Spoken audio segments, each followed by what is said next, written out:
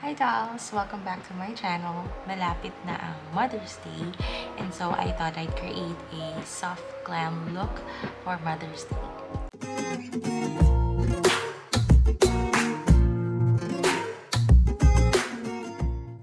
I just want to put this out there and give a big salute to all the mothers in any shape, size, and form. You are doing a great job and keep going at it. You may not hear it from your partner, from your children, but keep going on.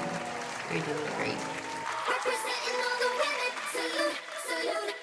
I just thought I'd make a soft glam look for today, for Mother's Day special. But Mother's Day special, yeah, just because. Syempre first, we prime. I'm not sure where this goes pa, but I'm thinking of a soft na, it might be pink or a berry look. So let's see. By the way, I already have my moisturizer applied, so primer na lang. We'll head to the foundation.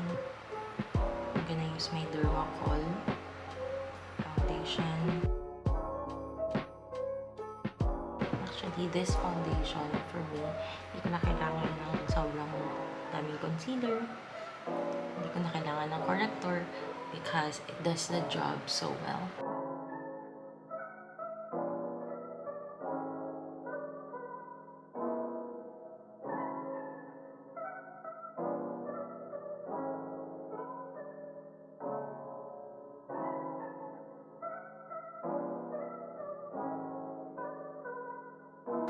What I do, concealer muna.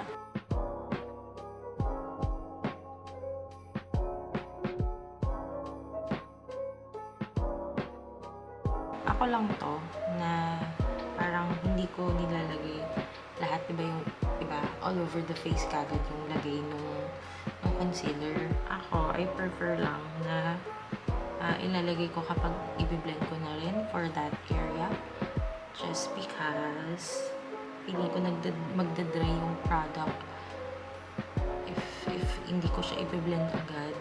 So nilalagay ko siya kapag magbe-blend na. Then we'll go to concealer. I'm really gentle when it comes to the nose line kasi I wanna make it look na shadow lang siya talaga. Hindi siya yung sobrang line.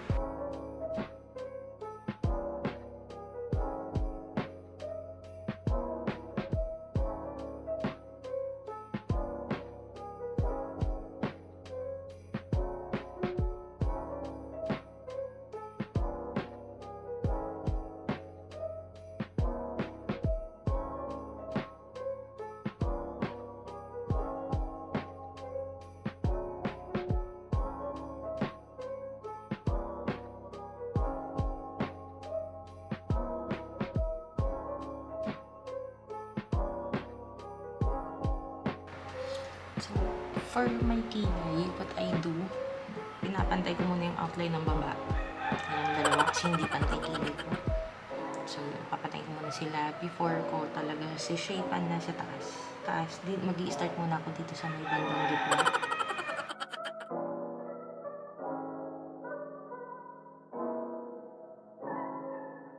If I'm happy with the shape, I find it pantay and then I'll fill in. And dito sa bandang gitna, I'll be very gentle na hindi makapal yung very gentle na yung apply. At the same time, the only product you're using is whatever is left sa brush mo.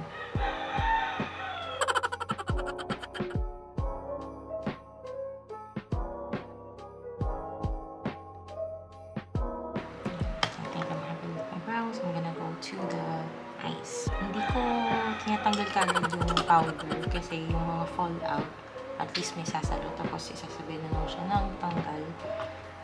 But one of these days, I might try na unahin yung eyeshadow just because I see some of the artists na yun yung technique na sinuna and then the face.